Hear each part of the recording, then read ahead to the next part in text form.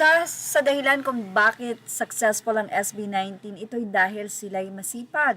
Yes, masipag po talaga ang SB19 dahil kahit kaliwat kanan ang kanilang nga pong mga event, nakuha po nilang pumunta sa BGC para po magkaroon sila ng appearance doon for preparation and promotion na rin sa kanilang simula at wakas at simula concert.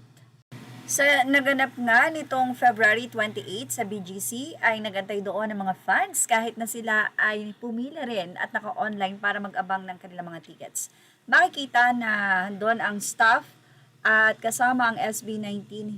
Hindi naman sila nagsayaw, yan ang balita natin, pero nandoon sila at inalis nila ang kanilang suot na mask.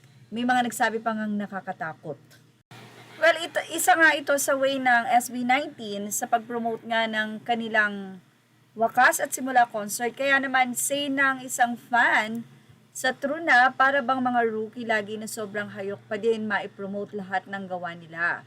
So say ng isa, what I love about SB19, kahit sila na ang biggest P-pop group, wala pa rin silang sawang mag-promote ng materials nila na para bang nugu sila. I don't know what nugu is.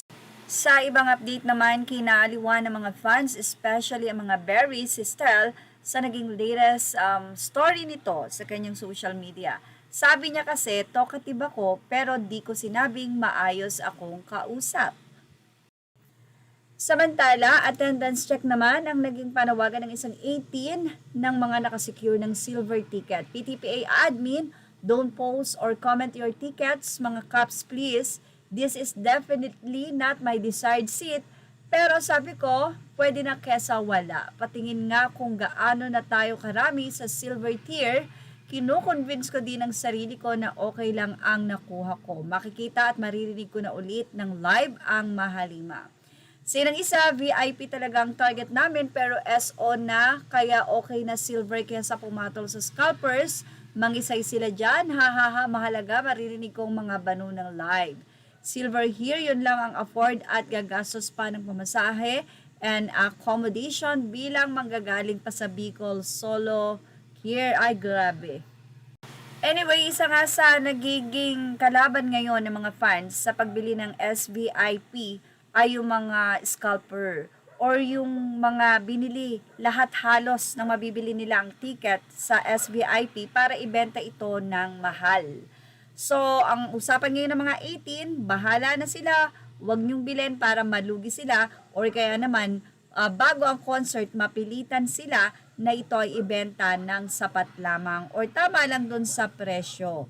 Lalo na kung hindi talaga bibilhin, aanhin naman nila yon, di ba? So, sold out na po ang SVIP pero makikita niyong marami po ang nagbebenta.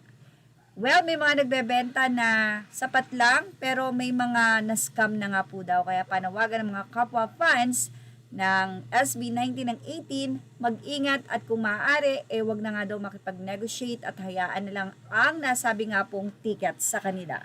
Sa ngayon, ang gold po ang may marami pang seat. Dahil nga po ito ay standing, kaya siguro medyo nagdadalawang isip ang iba. Pero for sure, bago ang concert ay masosold out yan.